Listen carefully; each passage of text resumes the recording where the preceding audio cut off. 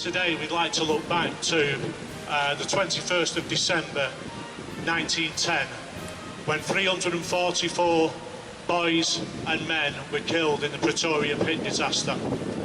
They died because the employer didn't make it safe to them to go to work and come home from work. That's 344 grandfathers, uncles, brothers and children. They left behind them widows, women and girls with no hope of support. So again, the trade union movement and the local community had to stand up and do something about that.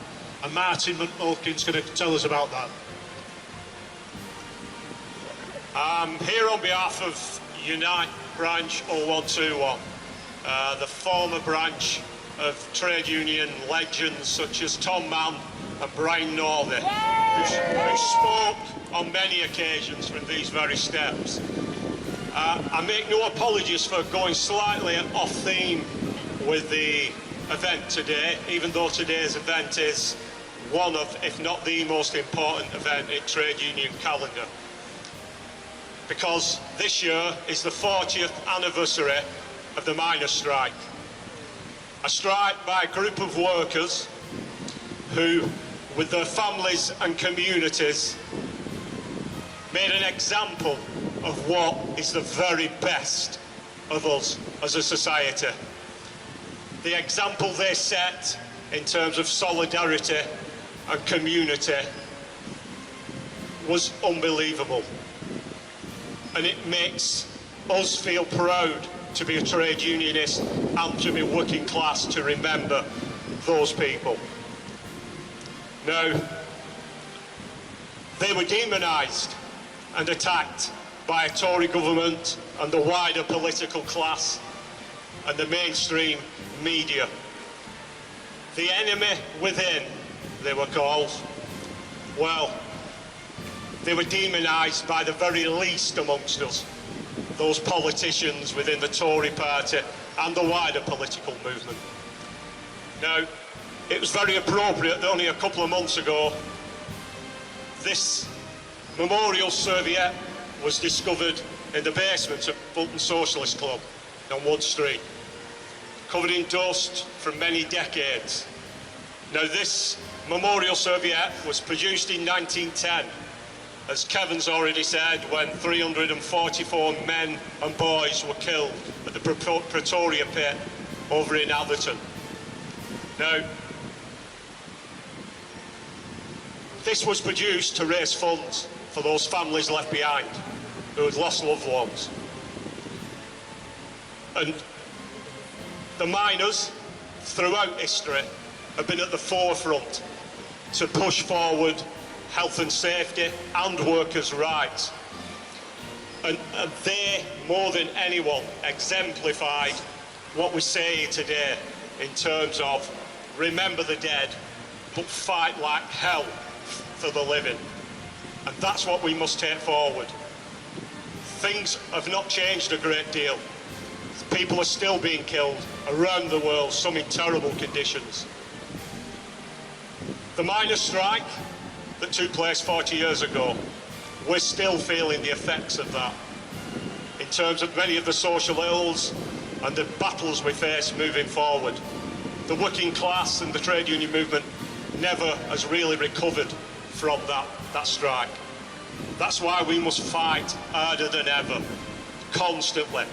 But we need to remember these people, these heroes, these giants who built for us to climb on and stand on the shoulders and take it forward.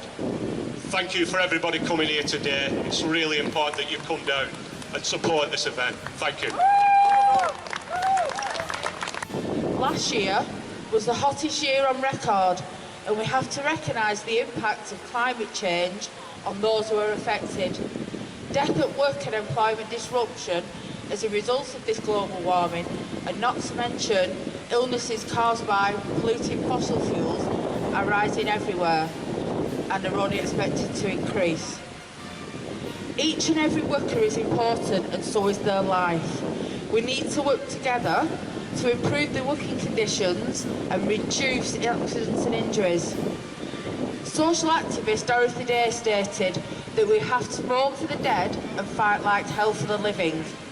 We need to commit to fight to a world that is more, not less safe to work in, and advocate for those who are unable to fight for themselves.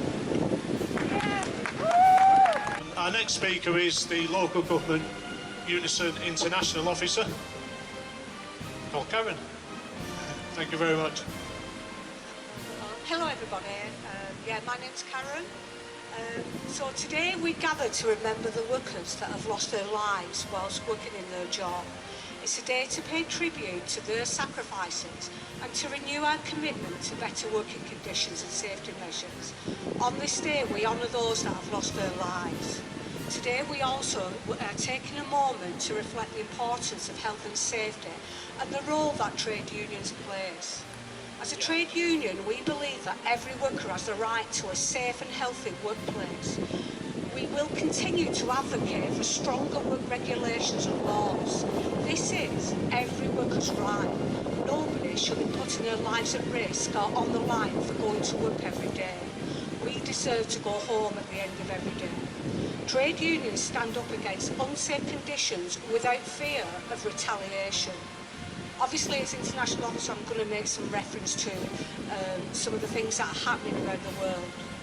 Every year, millions of workers around the world suffer from work-related deaths and injuries, and many of these are preventable. And yet this continues to happen due to the lack of safety regulations and lack of enforcement procedures. I'm going to give some examples. In Dubai, families are still fighting for compensation for their loved ones who died in Qatar in 2021 in the host-up to the World Cup. Investigations of the 6,500 migrant workers' deaths are still continue to be failed to be sufficiently investigated. Regarding the unsafe working conditions around extreme heat, the catalogue of abuses, the wage theft and the forced labour that was reported at the time. At the time, Qatar authorities repressed people's freedom of expression and silenced any critical voices.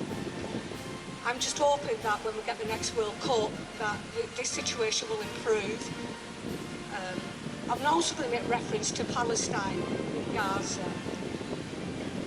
We have no safe zones. Evacuation orders have only proven to put people in further danger. While so-called safe zones have rapidly become death zones, I want to make reference to the World Central Kitchen and the 7 aid workers, humanitarian aid workers, that were killed recently in the Israeli airstrike in Gaza. I would like us to take a moment to reflect this. Over the 6 months of war in Gaza, around 2,200 aid workers have been killed. Few of them have received very much attention in the media. Healthcare workers in Gaza, the Israeli forces have targeted health facilities, aid convoys and humanitarian ambulance with an apparent impunity. It is important to remember that unions can act powerfully to protect civil rights. Trade unions know that solidarity works. Trade unions also know that societies where workers can be fairly treated for their work, where they have a voice in their workplace, where unions can negotiate provisions for job security, ensure that decision-making processes are equal, and that safe and healthy working conditions are given the importance that they deserve. It is also important to remember that the purpose of a labour union is to improve the working conditions. It is essential that unions represent the interests and concerns of our core workers' rights. I do believe that joining a trade union, especially as our objective is to challenge for a fairer society, we should not let our voices be silenced. We need to get together and continue to stay together actively to campaign for a better future. And the trade unions pledge to keep fighting for accountability and justice. I just want to finish, I would like to finish by a friend sent me a message today, just letting me know that in Blackpool, an acrobat was severely injured in a show. And it is a reminder just how important health and safety is. I'm trying to think about how I could sum up the importance of health and safety. And And I was thinking, for those that have got children who maybe go on fairground rides, how would you feel if the equipment wasn't safe, or if the businesses that are doing things on the cheap cut corners? That would be really important. So I just wanted to finish. Thank you very much. It's as simple as this, and we say it every day of the year, not just the 28th of April. If you're working, join a trade union. If you're a member of a trade union, become active.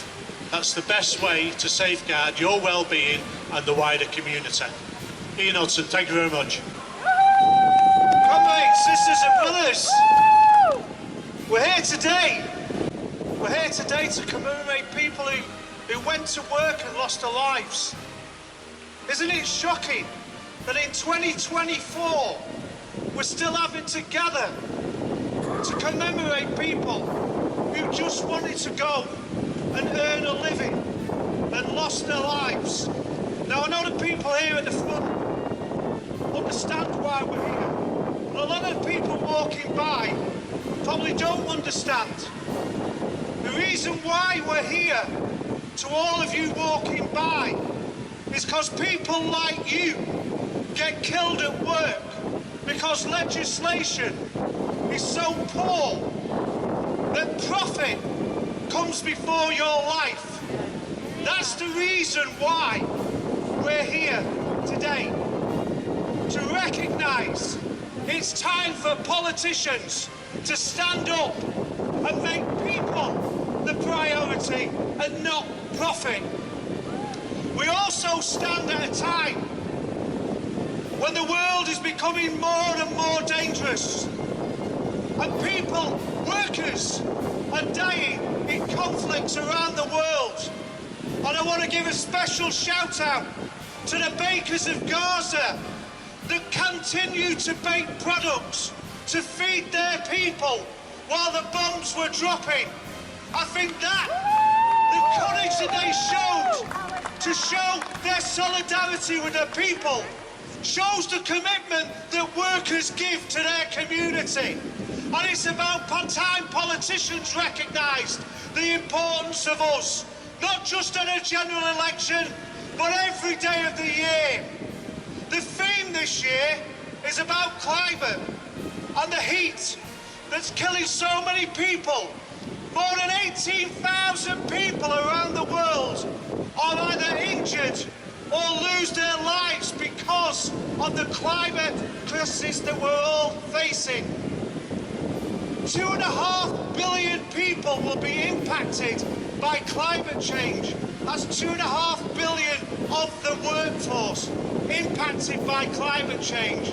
Now, politicians would have you believe, and their media, that climate change is just an issue for the middle class and the wokerati. It's not. Those people that are dying are people like us, working class people in every town and city around the globe. So we're making demands, because as well as remembering the dead, we're fighting for the living.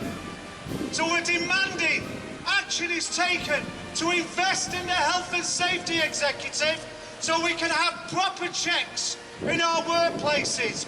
And we're calling for a minimum heat of 30 degrees to be legislated to make sure people don't have to work and risk their lives and their bodies when the temperatures rise to a level which nobody should be expected to work in.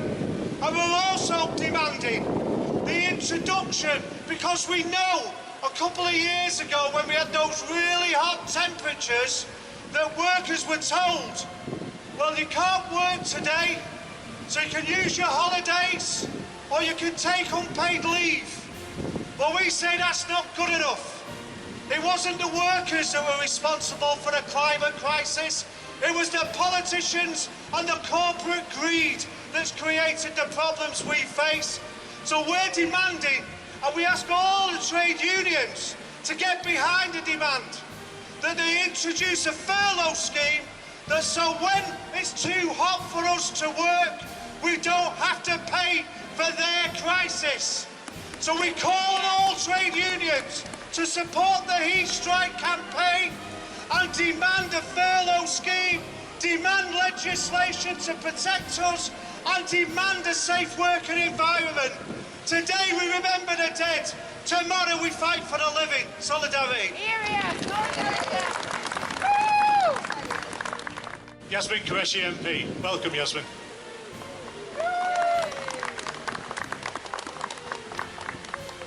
Well, good morning, comrades. And can I say and thank the Bolton Trades Council and the union movement for organising today's commemoration. And you do this every year. And every year since I've been a Member of Parliament, I have attended the event as well. And I think it's important for a number of reasons. We had one of our earlier speakers mention about the fact that there's still so many people who are dying in the course of their work. So many people are being injured working. So it means that our struggle for proper safety, health, rules and regulations in our industries is as important now as it was years ago. Because we cannot, and it's not right that people in the course of work should be dying just because employers often are trying to use cheap and simple, easy routes and cut corners and compromise on health and safety issues. So we need to make sure at all times that those standards should prevail and should continue to be monitored, should be kept and fulfilled in industry, that we should make the employers accountable for it. At the same time, of course, workers still have issues of low pay, bad wages. We need workers to have a proper pay, a pay that they're able to look after their family, look after themselves. Because let's face it, whilst we talk about, there's not enough money, there is plenty of money, people, plenty of money. What we've seen over the last 10, 15 years, the rich have got rich and the poorer have got poorer. So it's not that there's no money around. We have now more millionaires and billionaires in the UK and across the world. Yet the workers are getting worse and worse off. So it's not lack of money, it's the fact that it's not being redistributed to people properly. But we still need to push for a proper working pay for people for the work they do. Because all these rich people are making money from you and me and people who are working, especially people who are working in industrial work, people who are often doing quite a lot of poorly paid work, and yet the bosses are making money from it. So we need to remember that, and I can assure you, as an MP, I have always pushed for these things, and I will continue to push that in my party as well as anywhere where I am. And the trade union movement, to me, are fundamentals for all working people. Already mentioned about the fact that the protection in the workplace is big by a member of a trade union. When I used to work for the civil service, I was a shop steward equivalent there, and I said to anybody who joined, new person coming into the workplace, I always said to them, please join whichever union you can, because that's you're going to be your friend when you hit problems in the workplace. So I will still continue to argue and push for people to become members of trade union.